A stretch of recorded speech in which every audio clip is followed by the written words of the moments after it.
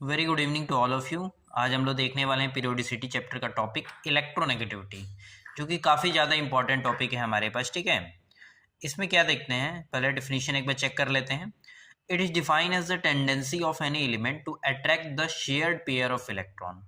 मतलब किसी भी एलिमेंट की ऐसी टेंडेंसी कि जो शेयर्ड पेयर होते हैं किसी भी कोवलेंट बॉन्ड में, उसको अपनी ओर अट्रैक्ट करने की जो टेंडेंसी होती है, उसी को हम लोग इलेक्ट्रोनेगेटिविटी कहते हैं। ठीक है, it is a relative term. ये क्या है, एक रिलेटिव टर्म है, मतलब किसी की एब्सोल्यूट नहीं हो सकती कि बहुत ज़्यादा वैल्यू है।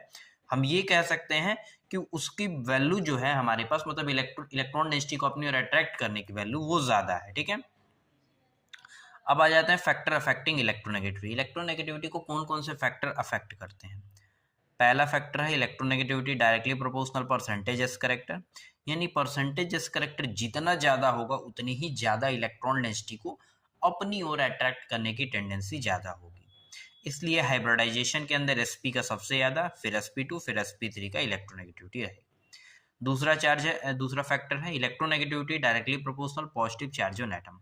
किसी भी एटम के ऊपर जितना ज़्यादा पॉजिटिव चार्ज रहेगा, यानी उतना ज़्यादा इलेक्ट्रॉन डिफिशियंट है, तो और ज़्यादा वो दूसरे एटम से इलेक्ट्रॉन डेंसिटी खींचने की टेंडेंसी रखेगा।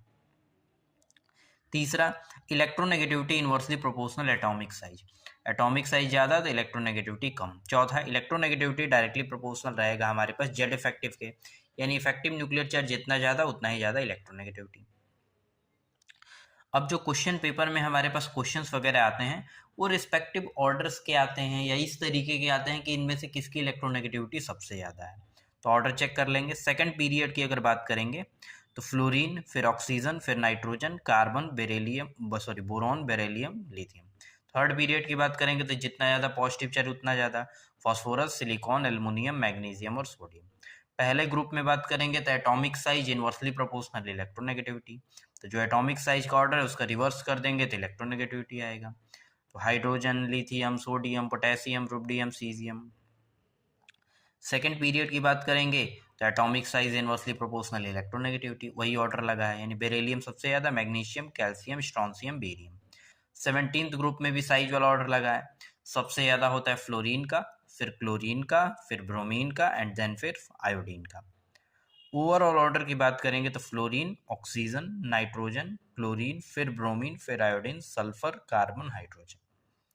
जो सबसे ज्यादा मोस्ट इलेक्ट्रोनेगेटिव एलिमेंट होता है पूरे पीरियोडिक टेबल के अंदर, वो हमारे पास फ्लोरीन होता है। ठीक है, बस आज के लिए इतना ही रखते हैं। Thank you everyone for listening me patiently. अगर कोई भी डाउट हो या किसी टॉपिक पे आप कोई मिस्टेक पढ़ना चाहते हो, प्लीज कमेंट सेक्शन में मेंशन करें। Thank you.